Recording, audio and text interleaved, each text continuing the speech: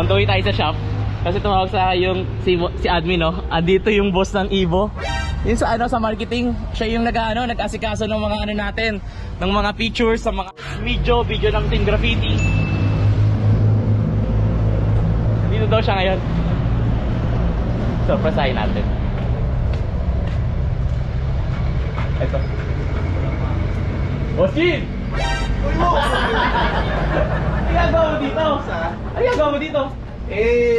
Nagpa-service ako ng motor ko, change oil ako kasi siyempre, yung bago yung motor, di ba? Change oil agad, para mas maganda yung langit. Congrats ha. Thank you. Buti na padaan ka dito. Dami nang change oil dun sa di ba? Pero siyempre, dahil kilala ko, may alam ako dito ng Jawa Motor Shop. Gusto mo talaga mapasip-sip ka pa. Siyempre, may Jawa Motor Shop dito Dito tayo sa kaibigan natin. Uy, balita ako magka-camping daw kayo Oo, yun nga Magka-camping kami, tapos ilang araw di kami pwede makita yung mo? Sige, motor? tara, tingnan natin. Doon sa labas. Anong ulam na motor mo? Kulay matte blue. Ito. Yan. Smash FI. Yan, ito yung bagong motor natin na binili. Parang may kulang daily commute. Ayun nga Magka-camping ka, wala kang bracket. Yun nga wala kang lagayan ng mga Wala tayong nilagyan. Box.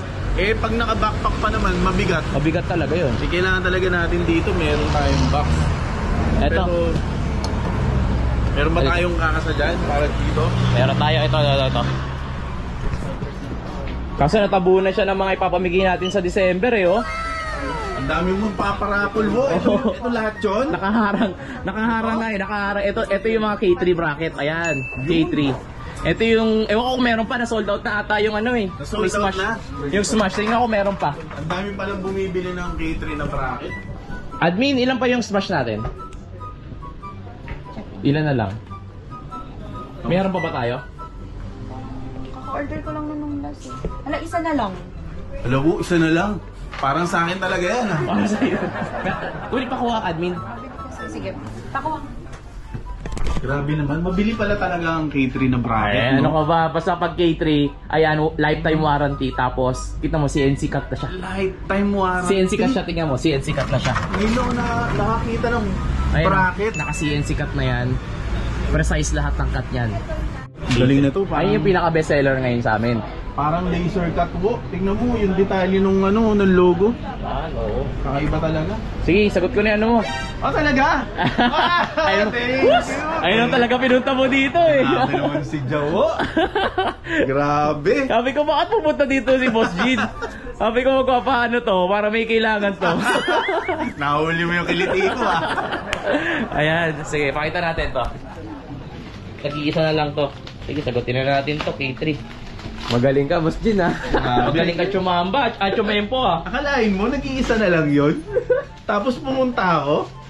Ang galing. Grabe mo. Ako na magkakabit sa'yo para... Ikaw pa, ako nakakaya naman. Labor na lang babayaran mo sa akin Si Jawo talaga yung magkakabit. Iba talaga pag may kaibigan Jawo. Kala mo, di ako marunong Nakita niya yung first time gagawin ni Jawo yan. Mahal ka lang labor ko. Huwag na lang pala, ako na lang magkakabit. Ganun lang kabilis yun? Ngayon, ang labor ko, 500. 500? O sige, pabayaran kita. Joke lang. Pabayaran kita ng pagmamahal. Sabi na. Siya yung gumagawa lahat ng mga malulupit pagdating sa marketing natin. Siya yung utak ng Team Graffiti tsaka Evo. Kaya napakalakas ang benta ng Evo tsaka Team Graffiti. Tingnan mo. Yan. Ikaw, gusto ko tumayo ka dyan. Tatayuan ko to. Paano natin malaman kung matibay yung K3 na yan? Lalapag lang natin to Tatayuan natin to. Paano malalaman kung ano talaga yan, matibay, di ba? Okay. Ay. Lumundag ka, Boss Jin.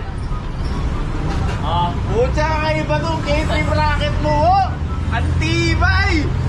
Kahit maglagay ka ng ng tangke sa likod mo, pwede yan. Pwede ba magawak din ako ng top box habang nandito ako? Pwede yan. Ayun Ayos! Antibay!